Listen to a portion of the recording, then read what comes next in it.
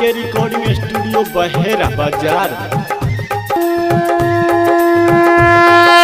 आब से पहले भेलू तैयार गेलू हम छठी मैया के घाट पर मस्तानी छे। छठी मैया के घाट पर सुहानी छे। छठी मैया के घाट आब से पहले भेलू तैयार गेलू हम छठी मैया के घाट बड़ी मस्तानी छे। छठी मैया के घाट बड़ा सुहानी छे। छठी मैया के घाट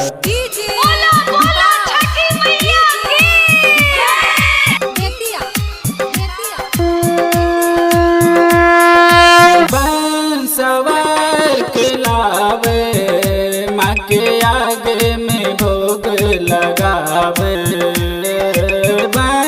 सवार के लावे माँ के आगे में भोग लगावे। देखियो ता माँ के मन बरर निराला छे। छठी मैया के घाट बरर निराला छे। छठी मैया के घाट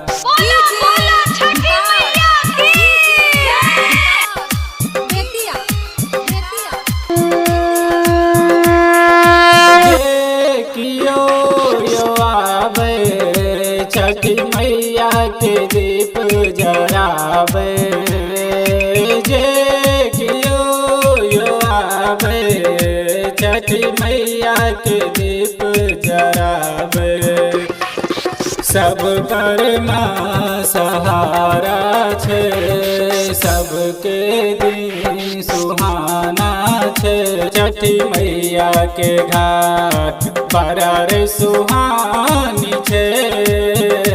छठी मैया के घाट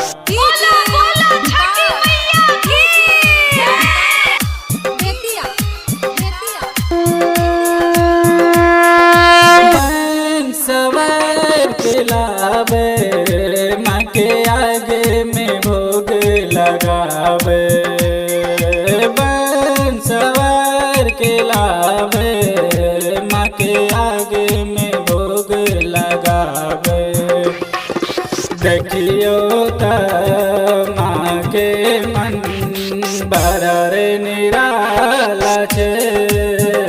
छठी मैया के घाट बरर सुहानी छे।